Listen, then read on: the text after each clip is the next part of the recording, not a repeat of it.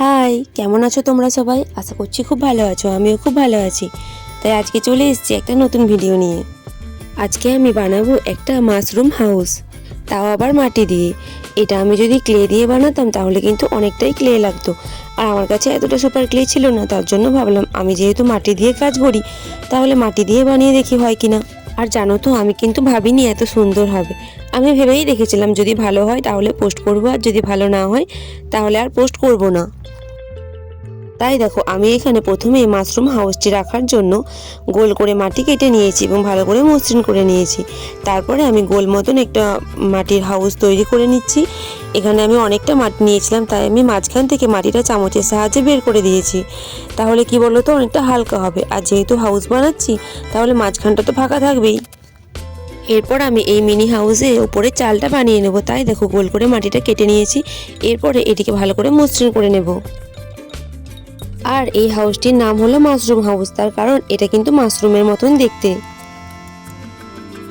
এরপর আমি কয়েকটা টুথপিকের সাহায্যে মাটিটা একটু গর্ত গর্ত করে নিয়েছি। যেহেতু এখানে আমি সবুজ গাছপালা করব, তার জন্য সেটি বোঝানোর জন্য আমি এরকম করে নিয়েছি। এরপর আমি হাউসটির দরজা এবং জানালা করে নিয়েছি। এইরকম মাশরুম হাউস কিন্তু অনেকেই বানিয়েছে, আমি দেখেছি। তারা কিন্তু সুপার ক্লে দিয়েই বানিয়েছে। মাটি দিয়ে কেউ বানিয়েছে বলে কিন্তু আমার মনে হয় না, আমি এখনো পর্যন্ত দেখিনি। আমার মনে হয় আমি হয়তো প্রথম মাটি দিয়ে এই মাশরুম হাউস বানাচ্ছি। এরপর দেখো, গোল গোল করে কেটে রাখা মাটিগুলি আমি চারধারে ভালোভাবে অ্যাটাচ করে দিয়েছি। এরপরে আমি ঘাস পাতা বানানোর জন্য মাটি দিয়ে দেখো ঘাস বানিয়ে নিয়েছি, এবং এরপরে আমি কয়েকটা ফুলও বানিয়ে নেব।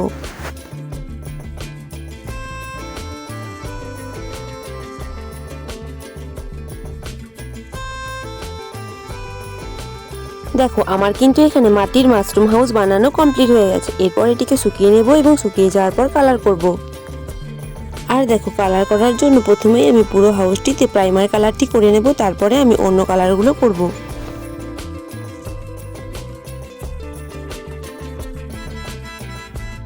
আমার এখানে প্রাইমার করা হয়ে গেছে। এরপর আমি বাড়ির সামনে পুরো অংশটিতে সবুজ কালারটি করে নেব, তার কারণ এগুলি হলো ঘাস পাতা বোঝানোর জন্য।